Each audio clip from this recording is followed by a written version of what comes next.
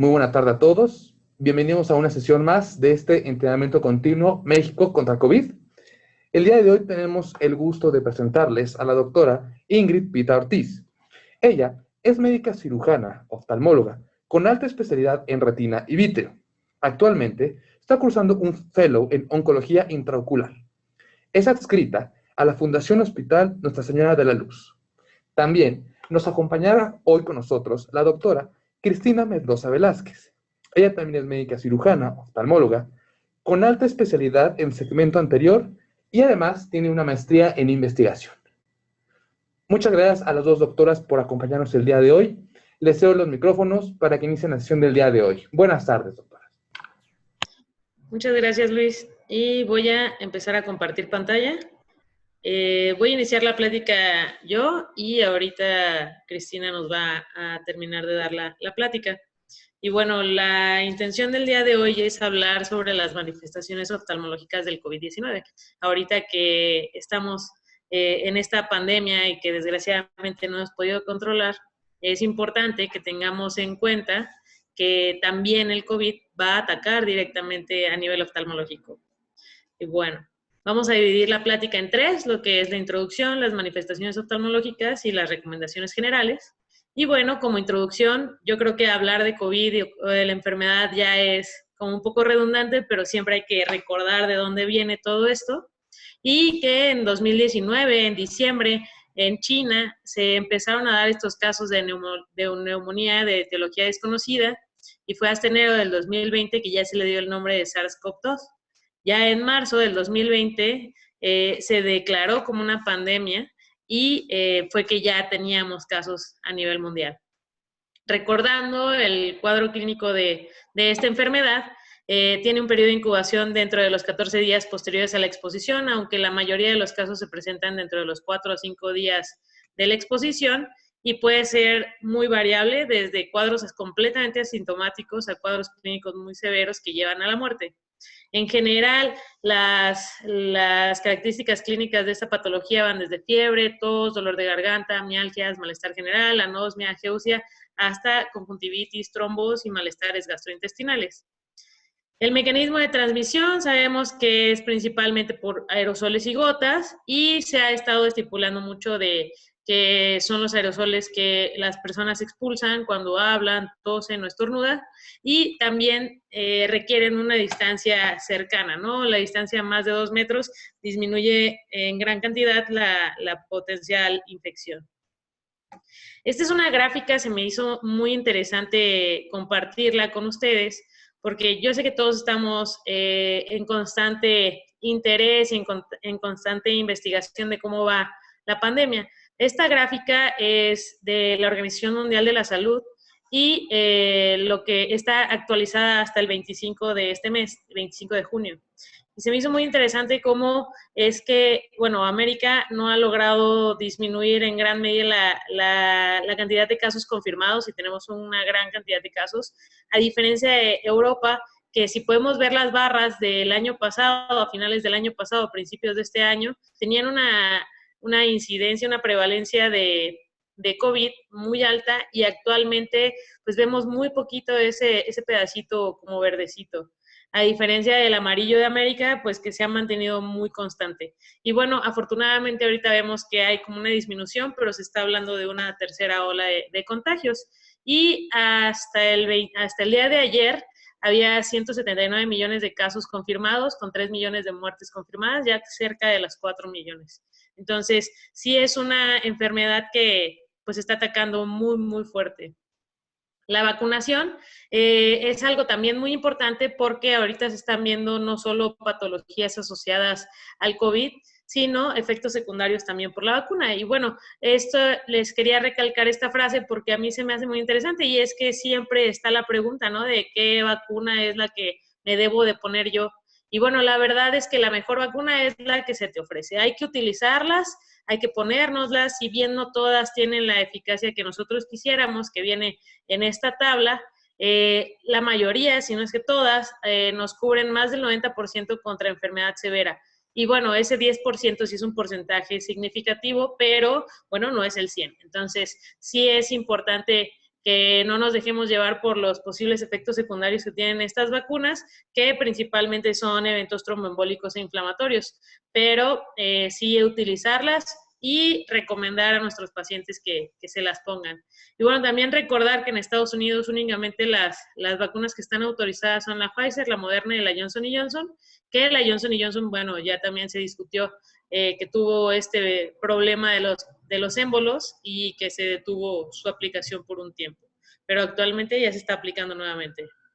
Y bueno, hablando ya de las manifestaciones oftalmológicas, igual recordando las épocas, y aquí un poco de memoria del doctor Lee, que fue el primer médico que dio a conocer que había una neumonía atípica que estaba afectando también a los pacientes a nivel ocular, y que desgraciadamente falleció por COVID. Él era un médico oftalmólogo de Wuhan, China, y que pues dio a conocer el primer caso, y de hecho fue reprimido por el gobierno y tuvo que firmar una carta retractándose de su anuncio.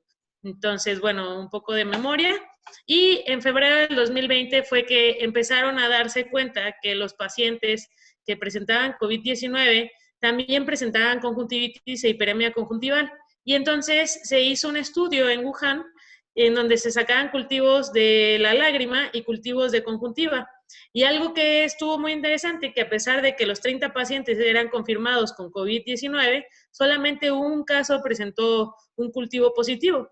Y esto es uno de los datos que a nosotros nos llama la atención, porque hasta el momento no se ha pues podido relacionar la positividad de la lágrima o del hisopo conjuntival con el COVID-19. Si bien sí se ha visto que hay conjuntivitis, no se ha podido pues tomar como el hisopado conjuntival como una muestra en lugar de la PCR nasofaringea. Y en marzo del 2020 se vio en una serie de casos que el 4.68% de los pacientes presentaban características oftalmológicas como síntoma inicial, no, o sea, no durante el cuadro, sino como un síntoma inicial. Y ahí fue cuando a nosotros nos empezó a llamar mucho la atención, porque nuestros pacientes con conjuntivitis podían estar infectados por COVID. Y bien, en general, el 0.8% de estos pacientes van a presentar congestión conjuntival. Las alteraciones más frecuentes, además de la conjuntivitis, van a ser el ojo seco, casi en un 21%, la visión borrosa también, referida también por la conjuntivitis y el ojo seco, y la sensación del cuerpo extraño, que ahorita vamos a comentar un poco más. Les puse este metaanálisis porque este metaanálisis es publicado recientemente, fue publicado recientemente, y se analizaron más de 800 artículos y solamente se pudieron ingresar al estudio 30 artículos, que eran los que cubrían los criterios de inclusión. Y bueno, llegaron a la conclusión de que las características o las alteraciones oftalmológicas en COVID-19 tienen una prevalencia del 11%. Es un porcentaje sumamente alto, que se puede resumir en que de cada 10 personas, una persona va a presentar alteraciones oculares. Y esto puede ser de manera inicial, durante la patología, o de manera posterior al cuadro respiratorio. Estas son las características clínicas que nosotros podemos presentar, y lo que llama mucho la atención es que es sumamente variable. O sea, podemos tener prácticamente cualquier cosa a nivel ocular, y en cuanto a enfermedades, la mayoría son enfermedades de superficie. Sin embargo, también ahorita vamos a platicar de los eventos tromboembólicos, o de los eventos por el aumento de las presiones, y que van a ocasionar oclusiones a nivel ocular. Iniciando con la conjuntivitis, esto puede ser algo súper importante porque puede ser la única manifestación clínica del COVID-19 y se va a ver como una conjuntivitis folicular cualquiera. Y hablando de cualquiera, pensando en una conjuntivitis folicular por adenovirus, que es como la más común y que es la que estamos acostumbrados a ver, ¿no? Estos pacientes que llegan con un ojo rojo bilateral, edema palpebral, hiperemia conjuntival con cierta descarga acuosa, que no es verdosa, sino más que nada como filamentosa, una reacción conjuntival importante como la que se ve aquí en la foto y que puede llegar hasta quemosis. La quemosis, en estos casos, es importante recalcar que depende mucho de las características también del paciente. ¿Por qué? Porque si estamos hablando de un paciente que tiene un cuadro de COVID leve, la quemosis sí está directamente relacionada con la conjuntivitis. Pero si estamos hablando de un cuadro de COVID severo en donde el paciente está internado y ya tiene retención de líquidos o fuga de líquidos al tercer espacio, entonces la quemosis muchas veces no está relacionada con alteraciones oculares, sino con alteraciones osmóticas. Entonces, mi cámara, porque me está marcando que tengo mala señal de internet y no quiero que se vaya a detener. Muy bien. Lo que les comentaba previamente es que los cultivos no se han podido correlacionar con la positividad de la enfermedad, entonces estos no son utilizados como un diagnóstico de COVID-19, sino simplemente pues un estudio de investigación. Y bueno, esto está relacionado también a los receptores de la enzima convertidora de angiotensina, que se ha estudiado demasiado porque se relaciona directamente con la proteína S del virus y es lo que predispone o lo que permite que este virus logre su adherencia a la membrana celular y con esto puede empezar su replicación y puede empezar su ingreso a la célula huésped.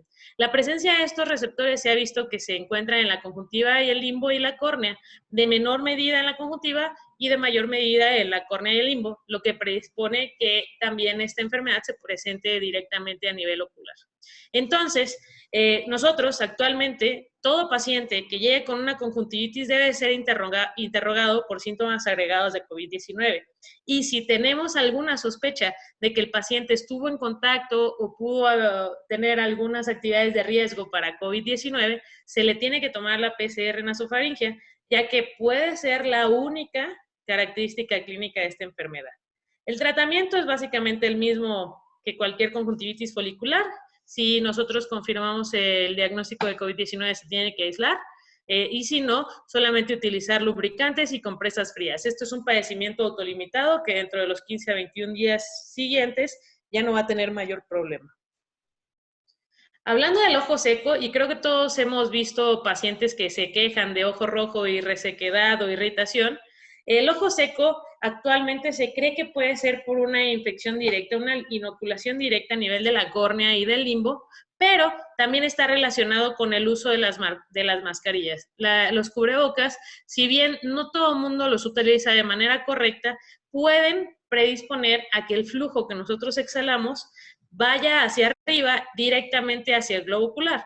Y si nuestro paciente utiliza gafas, como la paciente de la imagen, pues bueno, se empañan las gafas, los ojos se resecan de mayor manera, y si a esto le agregamos la presencia de alguna enfermedad autoinmune o de un ojo seco previo, se va a potencializar y nuestro paciente va a tener muchas molestias. De hecho, en la actualidad ya existe una patología que se llama MAID, que es Mask Associated Dry Eye, que es una patología que se está viendo directamente a partir de que se empezó el uso de las mascarillas o de los cubrebocas por el COVID-19. Y si bien nosotros no podemos decirle al paciente que deje de usar la mascarilla y al contrario, deberíamos de incitar a que la usen más, sí tenemos que explicarles la importancia de la adherencia correcta en la zona de la nariz y del uso de lubricantes. También el tercer factor es el aumento del tiempo frente a las pantallas. Todos hemos estado expuestos a esto, gran parte de nuestras actividades ya son vía electrónica, como en este caso, y el uso de las pantallas también aumentan la resequedad ocular. Entonces, tenemos tres factores para el aumento del ojo seco durante la epidemia COVID-19.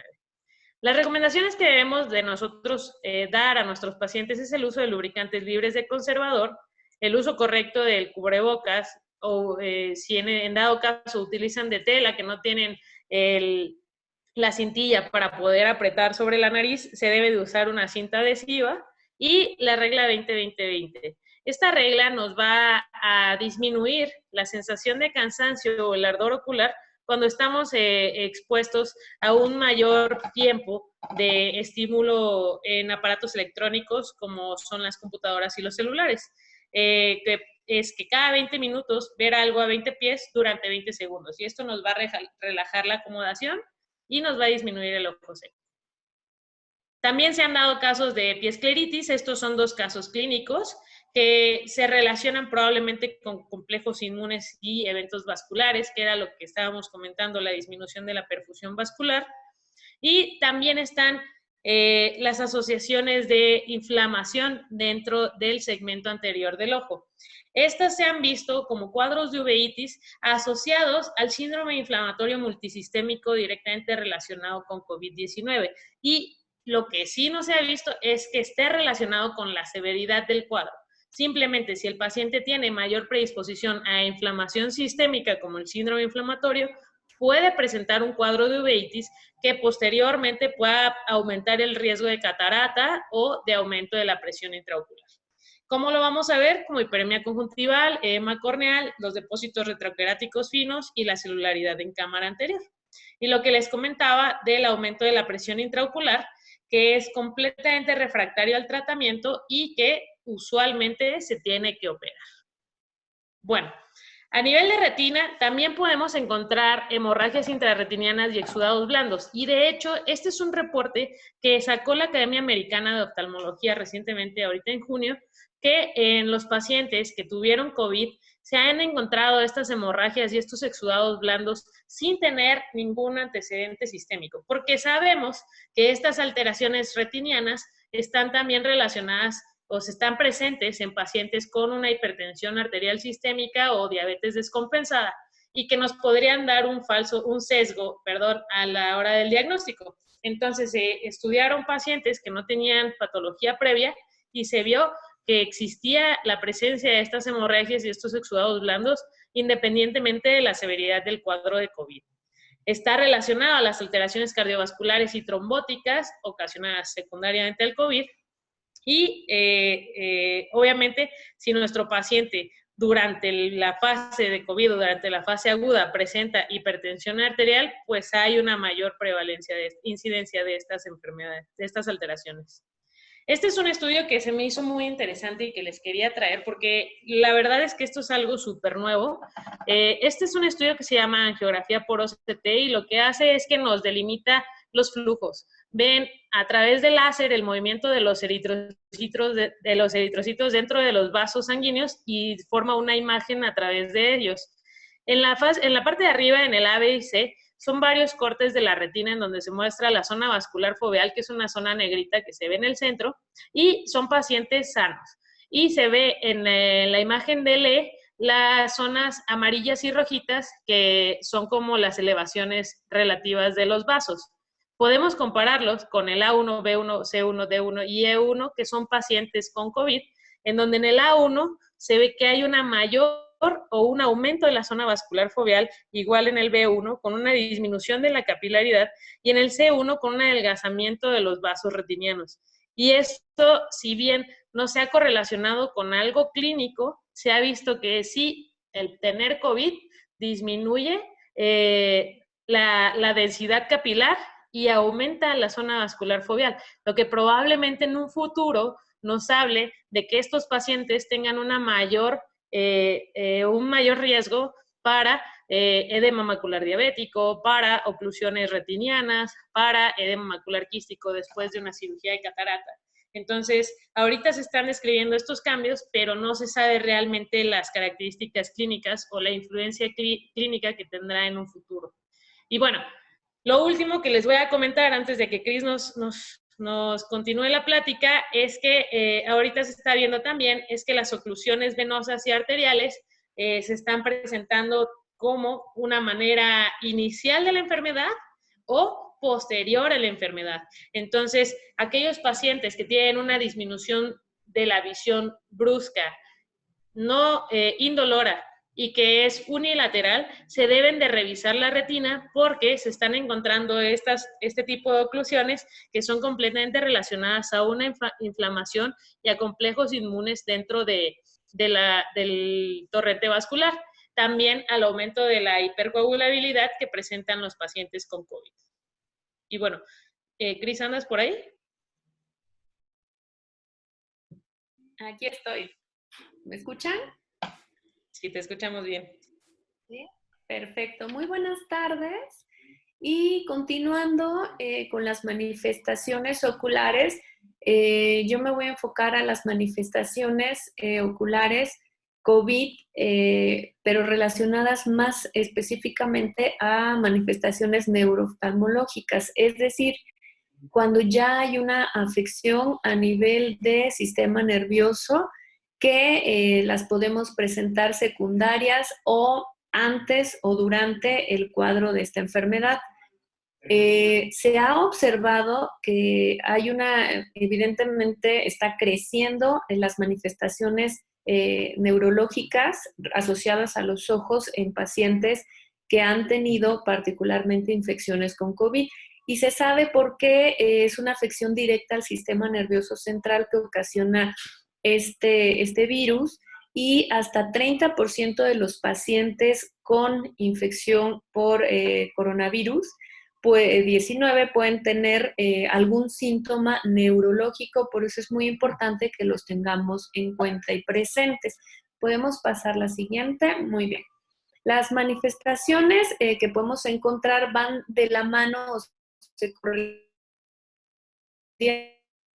que estos pacientes cursan, que también se puede asociar a cuadros de desmielinización que se han encontrado. Antes de continuar, quiero comentarles que todo esto, como se ha ido estudiando en el transcurso del año pasado y de la mayoría son reportes de casos, no son estadísticas muy complejas ni muy avanzadas relacionadas con casuísticas grandes o demás. Son reportes de casos que los centros que atendían a un mayor número de pacientes con COVID pues pudieron encontrar o analizar. Como tercer punto, pues encontramos que la enfermedad propiamente dicha se asocia a vasodilatación y a una endoteliopatía directa que sufren estos pacientes, además de una coagulopatía y neurotrofismo. Todos estos 5 puntos son los que se combinan y se median para tener este tipo de manifestaciones. Las podemos dividir en 2 grandes grupos, aferentes y eferentes, y en las aferentes pues encontramos la neuritis óptica, la papiloflebitis, el papiledema y los eventos vasculares cerebrales. Por otro lado, las eferentes encontramos todas las que mencionamos acá, destacando alteración de movimientos oculares, que es lo que más se presenta, y la neuropatía craneal. También podemos encontrar que es el síntoma pues, más clásico y más común, es la cefalea. Es muy frecuente, que de hecho es un porcentaje altísimo de cefalea que presentan estos pacientes. Puede ser pulsátil, puede ser de novo, frontal, parietotemporal. Clásicamente son pacientes que te reportan dolor periorbitario y que no responden a analgésicos, es decir, los clásicos AINES convencionales no les van a hacer ningún efecto a este tipo de cuadros. La cefalea, como les mencionaba, en la que nos enfocamos nosotros como una manifestación oftalmológica, es el dolor periorbitario que clásicamente describen todos los pacientes. Puede preceder incluso un cuadro clínico si nosotros tenemos de COVID-19, si nosotros tenemos un paciente que nos refiere a un dolor ocular intenso, con un cuadro gripal posterior, tos, rinorrea, ya no menciono la pérdida, la anosmia y demás, simplemente un cuadro así en específico pudiera tratarse de un cuadro así, y se debe a que hay un aumento de las citocinas proinflamatorias, particularmente interleucina 6, y también por dentro de los 5 puntos que mencionamos, por el neurotrofismo trigeminal que estos pacientes sufren, y siempre es importante realizar o evaluar datos de meningismo porque pudieran presentar estos pacientes, particularmente cuando ya tienen la enfermedad durante lo más común, estas manifestaciones se presentan posterior o en la fase de recuperación del cuadro respiratorio. La disminución de la agudeza visual no es rara, es una manifestación o un dato clínico muy importante que los pacientes refieren, además de que refieren muchos datos clínicos como debilidad articular, caída de cabello, que tardan en la recuperación del olfato. Dentro de las cosas que muchos de ellos manifiestan es baja o disminución de la agudeza visual. Y es muy importante tener en cuenta esto porque pudiera tratarse de cosas muy básicas como resequedad ocular, hasta cosas ya más complejas como neuritis ópticas que estamos pasando por alto, cuadros desmielinizantes, hasta cuestiones vasculares o incluso secuelas de eventos vasculares cerebrales. Se sabe que hasta 2.8% de los pacientes que tuvieron COVID y se recuperaron presentaron eventos vasculares cerebrales posteriores al cuadro viral. Este evento vascular cerebral, en la mayoría de los casos, son cuadros isquémicos. Se han reportado algunos hemorrágicos por aquello que mencionamos de la coagulopatía y en menor frecuencia trombosis de senos venosos durales. La diplopia también puede ser otro dato que se asocia más a pues, una inflamación directa, aunque en segundo o tercer punto pudieran ser a los datos que destaco yo ahí. En este caso, pues son pacientes que te refieren una visión doble que les provoca muchos mareos, mucho malestar y que tiene que ser evaluada para recibir el tratamiento y diagnóstico particularmente adecuado. Pasamos a la siguiente. Las parálisis faciales han aumentado mucho en los pacientes ahorita en esta época o en esta etapa COVID. Generalmente desde siempre se asociaron a una etiología viral, pero ahorita la etiología viral va muy encaminada a cuadros posteriores a una infección por coronavirus 19. Y pues las manifestaciones, lo que vamos a encontrar en realidad no varían de una parálisis facial como las que conocemos. Sin embargo, acá pues tenemos el antecedente de la infección viral. Y el nistagmo, que pues obviamente es un dato de alarma, ¿no? Si nosotros tenemos el movimiento descontrolado del tipo de nistagmo que se trate, pues nos está hablando de una afección de tallo cerebral y es muy importante su estudio y su diagnóstico. ¿Cuáles son las recomendaciones que nosotros podemos dar en este aspecto? El uso de cubrebocas es vital, digo, no solo desde el ámbito oftalmológico, sino es vital para la protección. Se sabe que el uso de un adecuado cubrebocas puede ser el punto de quiebre entre infectarnos o no. Todo personal de salud que está ofreciendo o dando una consulta debe de tener el uso estricto de mascarillas, llámese N95, KN95, dependiendo de la disponibilidad que tengamos de los mismos. Si nos enfocamos directamente al área oftalmológica, la distancia que nosotros manejamos entre un paciente y otro, y entre el paciente y nosotros es muy reducida por el tipo de exploración que nosotros realizamos. Por lo tanto, debemos de tomar precauciones no solo con el uso de la mascarilla, sino también con lentes de protección y o careta. Lamentablemente a nosotros en las exploraciones se nos dificulta mucho realizarlo con esto, pero se sugiere que todo aquel personal de salud que vaya a estar en contacto con pacientes sospechosos o pacientes o población abierta, pues se recomienda que sí se proteja porque aunque ya se sabe que no hay presencia de virus a nivel conjuntival, siguen habiendo, todo esto se ha hecho con reportes de casos, se sigue incrementando obviamente la estadística acerca de que no hay presencia del mismo. Sin embargo, siguen habiendo casos en los cuales con PCRs específicas se encuentra presencia de no solo durante la infección, sino incluso en la fase de recuperación. Sin embargo, son, como ya dije, reporte de casos. No retirar la mascarilla, y eso es muy importante porque a veces sale el paciente y lo primero que hacemos es quitarnos la mascarilla. No debemos de quitarla mientras permanezcamos en el consultorio o en la clínica. Debemos de tener aseo de manos estricto antes y después de cada consulta. El paciente debe permanecer el menor tiempo posible en el consultorio y la limpieza que nosotros hacemos del equipo inmobiliario debe ser adecuada y particularmente con las sustancias y de la manera adecuada. Pasamos a la siguiente. Y acá les puse lo que ha regido básicamente a nivel internacional. En esta página nosotros podemos encontrar como la Agencia de Protección y Medio Ambiente en Estados Unidos, que por sus siglas en inglés es la EPA,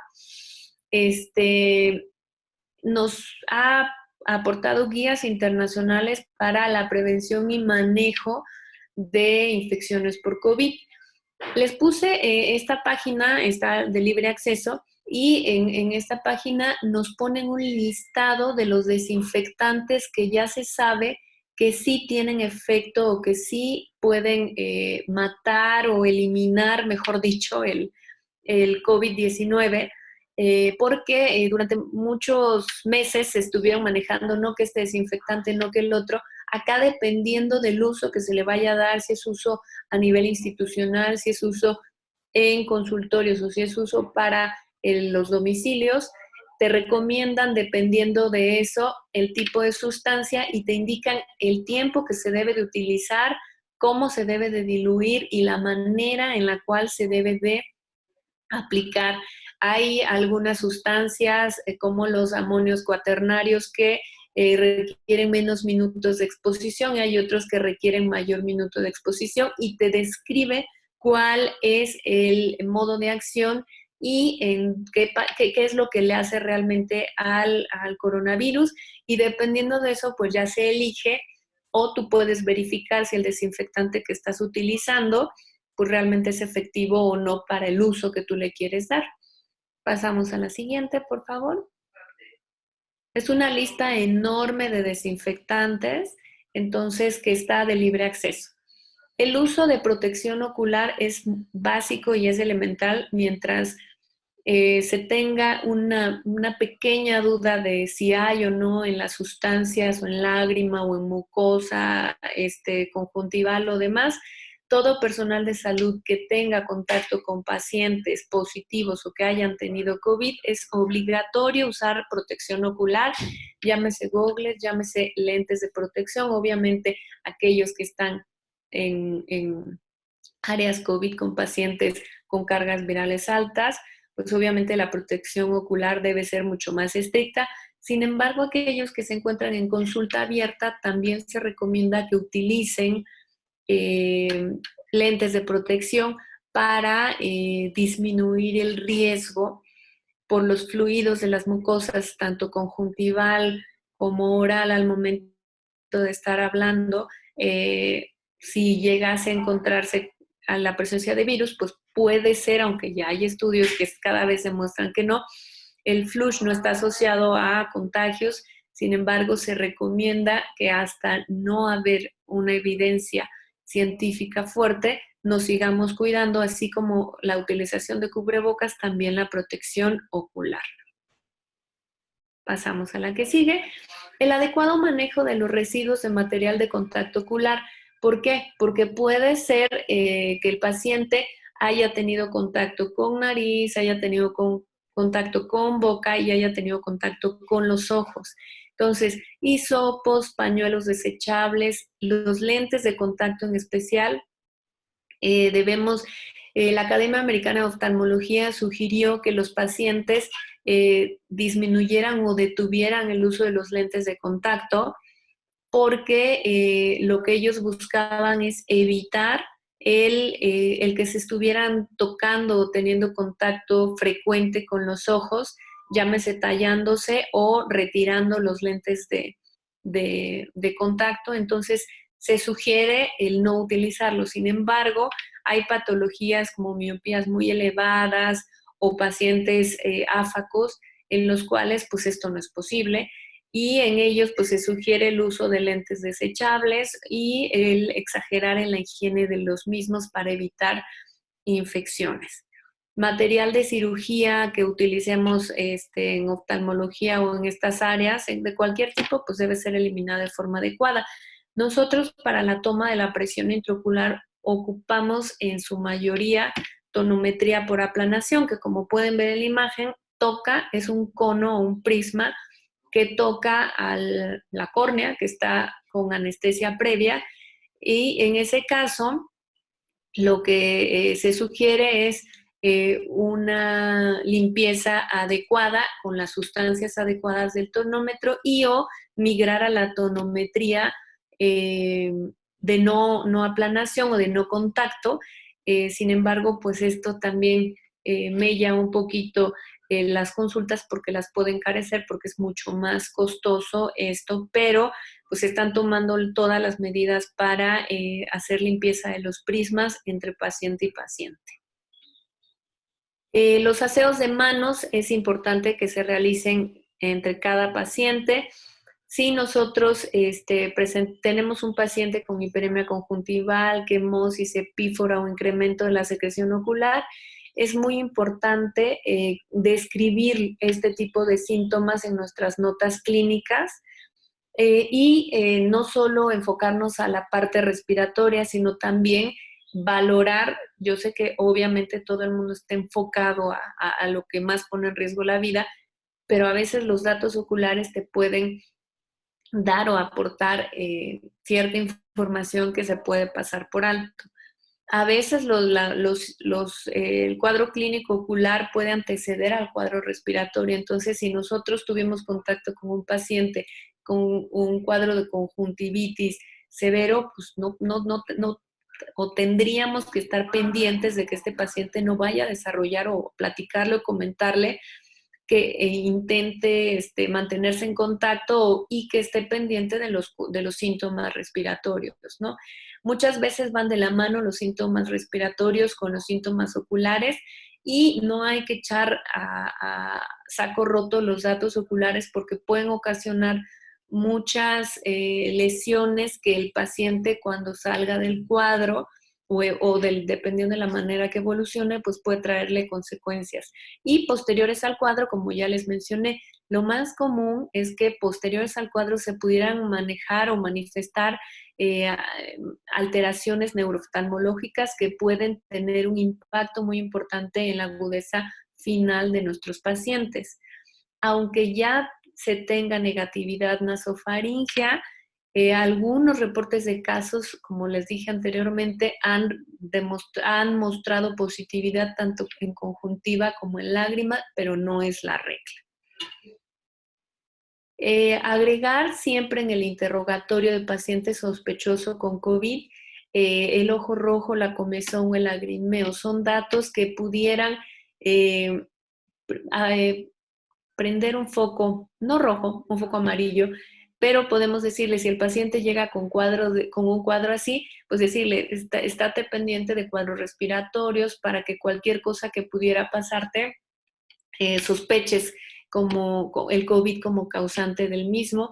Los síntomas oculares, toda la pandemia han sido infravalorados y en muchos de estos casos anteceden al cuadro respiratorio.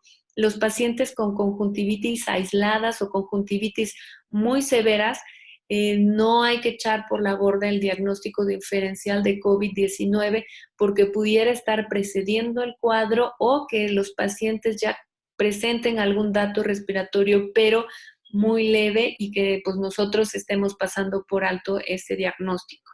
Hay que evitar en la medida de lo posible, obviamente, contacto con ojos, nariz y boca, utilizar algún medio de barrera para esto, particularmente con pacientes positivos al virus.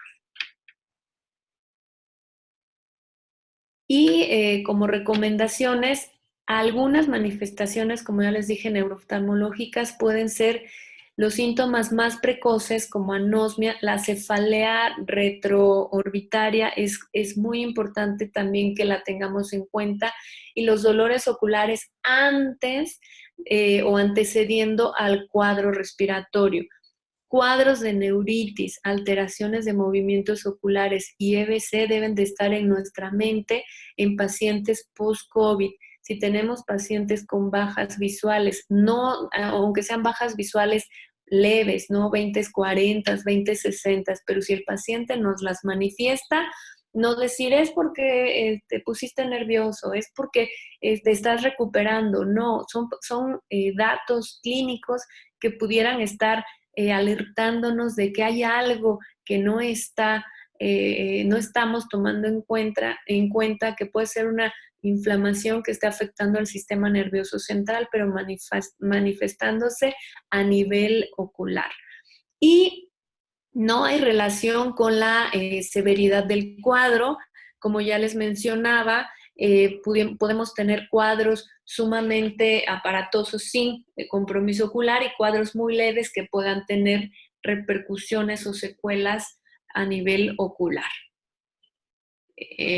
No sé si quieres decir todas las conclusiones, Ingrid, o las digo yo. Adelante, adelante. ¿Sí? Bueno, como conclusión, pues la infección por COVID-19 puede manifestarse, puede afectar el globo ocular de manera inicial, durante o después del cuadro respiratorio. Debemos de evitar el contacto con secreciones oculares, al igual que secreciones de vía aérea, y considerar la valoración oftalmológica en todos aquellos pacientes que tengan o particularmente que hayan tenido COVID-19 para ver que no haya ninguna secuela de la infección por este virus. Muchas gracias. Muchas gracias, doctora Ingrid Pita. Muchas gracias, doctora Cristina Mendoza. Les recordamos a los participantes que esta es una sesión a micrófono abierto, por lo que si ustedes quieren hacerles alguna pregunta, lo pueden hacer por medio del chat o levantando su mano, si así lo gustan, y nosotros les activaremos su micrófono. Mientras, doctoras, ya tenemos aquí algunas preguntas. Una de ellas, bueno, igual creo que ya se contestó durante esta ponencia, pero la voy a volver a repetir, es que para el caso del ojo seco, ¿qué lubricante recomiendan, doctoras? Pues el lubricante por convención que nosotros utilizamos, porque además de que es económico, cumple con la función de lubricación, es la hipromelosa al 0.5%. Es el lubricante que se tiene en el sector público. Es un muy buen lubricante. Hay que hacer una instilación de una gota cada 4 a 6 horas, dependiendo de los síntomas que tiene el paciente. Algo muy importante es que hay que decirle al paciente, te vamos a mandar estas gotitas, pero si en 2 o 3 días la sensación de basura o el malestar continúa, va a ser necesario, por supuesto, una valoración con lámpara de hendidura por un oftalmólogo, porque pudiera tratarse de un grado de resequedad ocular más puede ser ya un ojo seco de moderado a severo, o incluso alguna afección corneal importante. Muchas gracias, doctora. Aquí también tenemos una pregunta del usuario Kai Joye que dice, ¿la valoración debe realizarse por un oftalmólogo o retinólogo, doctora? Puede ser realmente por un oftalmólogo, no es necesario que sea por un retinólogo. Y como les mencioné al principio, la mayor parte de las alteraciones son de superficie ocular, pero sí se debe de revisar pues todo el ojo. O sea, el oftalmólogo es capaz de hacerlo sin ningún problema, entonces no necesariamente tiene que ser un retinólogo.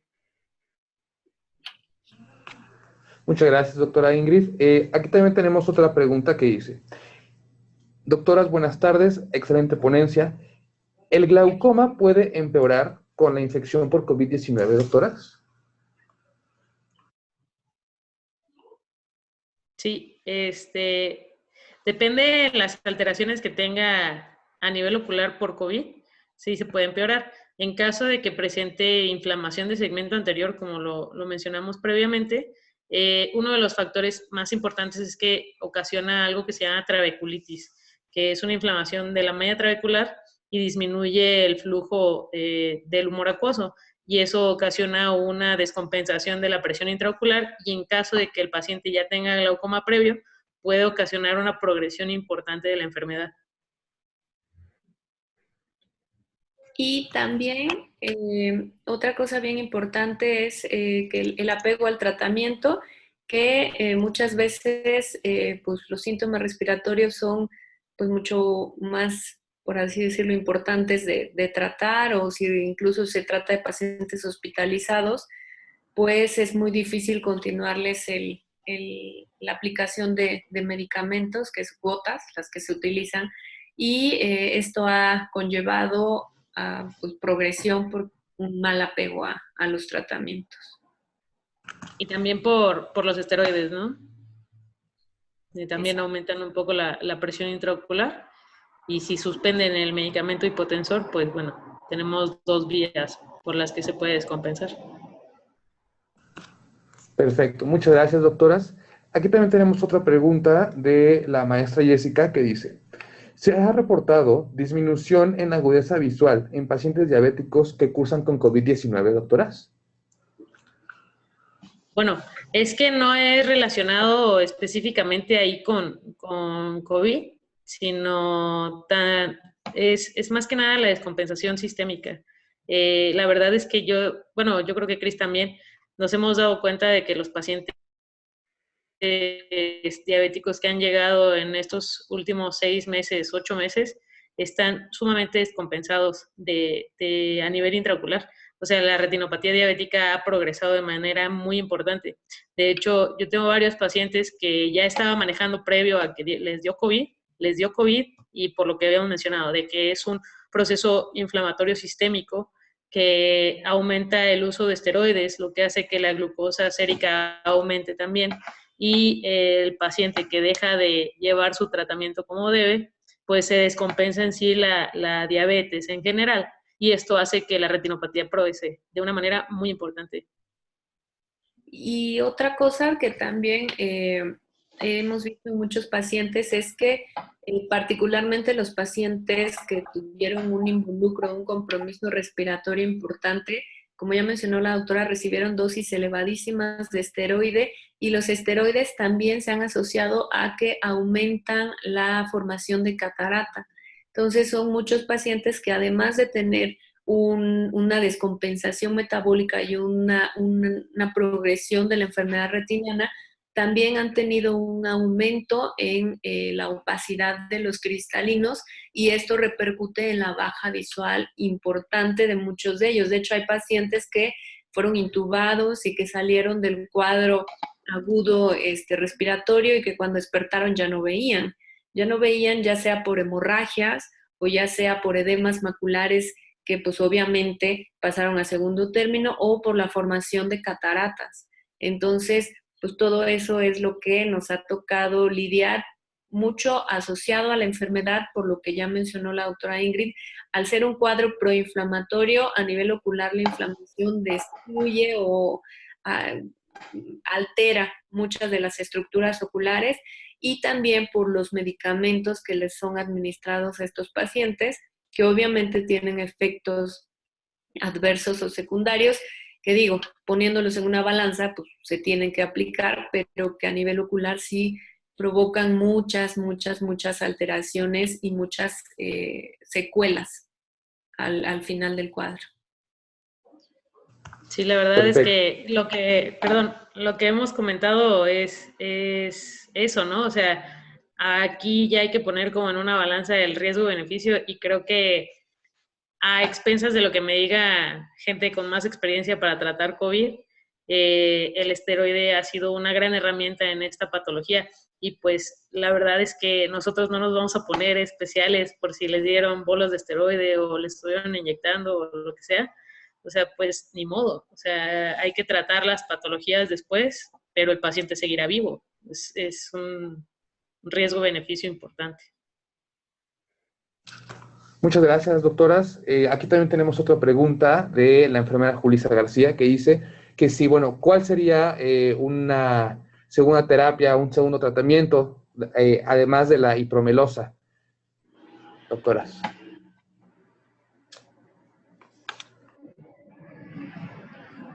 Bueno, no sé, Cris, si quieres decir algo, pero también se puede utilizar el hialuronato de sodio.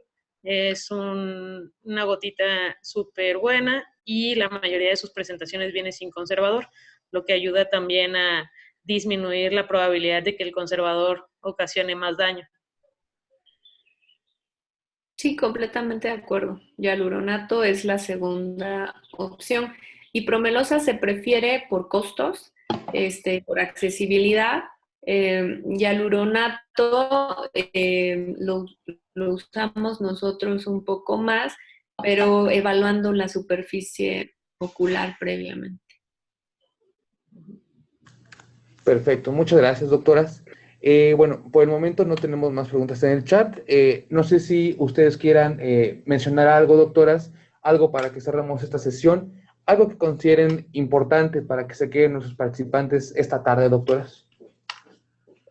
Pues a mí me gustaría simplemente referir que los ojos, al igual que muchos órganos, pero bueno, me voy a enfocar ahorita a nivel ocular, el COVID presenta muchas o deja muchas secuelas a nivel ocular y que involucran o comprometen la capacidad visual de los pacientes. Con todas las secuelas respiratorias que ellos quedaron, pues su manejo cuando se trata de algo quirúrgico es más complejo. Los hospitales oftalmológicos y la consulta oftalmológica se ha aumentado o se ha incrementado por muchas razones en la pandemia. Y los pacientes COVID han sido pacientes que han presentado muchas manifestaciones oculares que no se deben de pasar por alto. Entonces, yo los invitaría o les recomendaría que si tuvieron un paciente, independientemente de la severidad del cuadro del COVID-19 que hayan tenido, que reciban una valoración oftalmológica completa, en los cuales se evalúe la presión intraocular, la capacidad visual, el polo posterior, el nervio óptico, para que puedan estar completamente revisados y que sepan que el paciente no tiene ningún involucro o ningún compromiso que pudiera a mediano o a largo plazo poner en riesgo pues una adecuada capacidad visual. Sí, que lo que hemos mencionado, de que ¿Perdón? ahorita, ¿perdón? No, y más si tienen alguna patología asociada. Así es. Y bueno, lo que decía era que ahorita una conjuntivitis puede ser COVID. Entonces, todas las conjuntivitis, hacer un interrogatorio dirigido, y si tenemos alguna duda, pues nunca estará de más tomar una PCR. Entonces, sí tener en cuenta lo que mencionaba la doctora Cris, que pues los pacientes pueden tener alteraciones oftalmológicas a cualquier nivel, y si ellos refieren que tienen disminución de la visión, siempre hay que investigar qué fue lo que pasó, porque sí, el COVID tiene la capacidad de ocasionar disminución visual. Perfecto, doctoras, muchas gracias. De nueva cuenta, justo ahorita tenemos una mano alzada del usuario Janet. Adelante, Janet, buenas tardes. Ya tiene activo su micrófono. Ya, perdón, buenas tardes. Después de presentar la conjuntivitis, ¿cuánto tiempo podría pasar para que la prueba saliera positiva a COVID? De hecho, es al momento. La conjuntivitis se cree que es el primer síntoma que se puede presentar. Entonces, una vez que tenemos un paciente con conjuntivitis sospechoso de COVID, en el momento se debe solicitar la PCR y en teoría tendría que salir positiva. Aquí también tenemos un comentario en el chat de María Elizabeth Cortés. Ella pregunta que si hay lesiones por secuelas de COVID, doctores. Lo de las secuelas de COVID, bueno, las patologías oftalmológicas son como al momento, y dependiendo del tipo de patología es si es progresivo o no. O sea, por ejemplo, si tienes hipertensión intraocular, pues puede progresar un glaucoma. Si tienes una oclusión de vena central de la retina, podrías tener posteriormente neovascularización, hemorragia vítrea, glaucoma neovascular, un desprendimiento de retina traccional. Pero habitualmente si no estamos hablando de complicaciones como inflamatorias, como puede ser una uveitis o un glaucoma secundario uveitis, o oclusivas, como una oclusión de vena central o de arteria central, es más que nada de superficie y no son progresivas, pero sí es dependiente de la zona que está afectada. Sí, exactamente. Por ejemplo, a nivel neurooftalmológico, las manifestaciones oculares que casi siempre son tardías o durante el cuadro, tienen que, y sí pueden ir deteriorando al paciente o provocando bajas visuales progresivas, dependiendo del tipo de estructura o a qué nivel se encuentre la afección o el cuadro que está teniendo el paciente. Y dependiendo de eso, pues puede tener, si es un cuadro desmielinizante o si es un cuadro de nistagmo, si no se les da el tratamiento adecuado, pues sí pueden ir progresando y yendo en un deterioro neurológico del paciente. Perfecto, muchas gracias, doctoras.